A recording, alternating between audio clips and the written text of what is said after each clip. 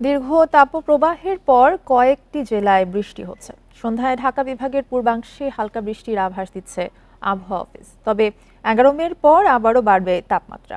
মাসের মাঝামাঝি বঙ্গোপসাগরে 1 থেকে 2টি নিম্নচাপ সৃষ্টি হতে পারে। এর একটি রূপ নিতে পারে ঘূর্ণিঝড়ে।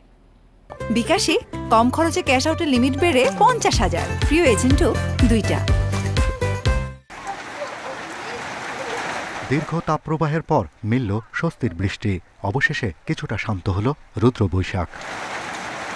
বুধবার কুতুবদিয়ায় বৃষ্টি হয় 28 মিলিমিটার। থেমে থেমে বৃষ্টি হয়েছে খাগড়াছড়ি, কক্সবাজার, চট্টগ্রাম, নোয়াখালী, ফেনীতে।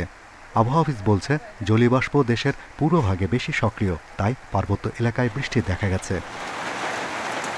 তবে এই বৃষ্টি সারা দেশে বিস্তার হতে 3 থেকে 4 দিন অপেক্ষা করতে হবে।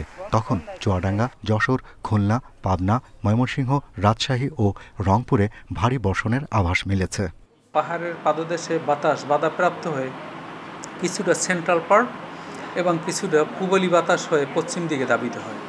সুতরাং এই ঠান্ডা বাতাসের সাথে পশ্চিম দিকের লু হাওয়ার সংমিশ্রণ হয়ে তাপমাত্রার কিছুটা অবনমন ঘটে। 11 মে পর্যন্ত এই বৃষ্টি থাকলেও পরে আবার বাড়তে পারে তাপমাত্রা। 16 মের পর বঙ্গোপসাগরে 1 থেকে 2টি নিম্নচাপের পূর্বাভাস রয়েছে। ঘূর্ণিঝড় হোক আর নিম্নচাপ হোক, সে 15 তারিখের মধ্যে আপাতত হওয়ার সম্ভাবনা কম। তবে হলেও এই মাসের 15 তারিখের পরে থেকে মে মাসের মধ্যে হওয়ার সম্ভাবনা আছে বঙ্গোপসাগরে। এদিকে উজানের ভারী বৃষ্টিতে সিলেট সুনামগঞ্জের নদ নদীর পানি বৃদ্ধি পাচ্ছে। এই এলাকায় আকস্মিক বন্যার পূর্বাভাস দিয়েছে বন্যা সতর্কীকরণ কেন্দ্র। Shahriar Anirban, independent news, Dhaka.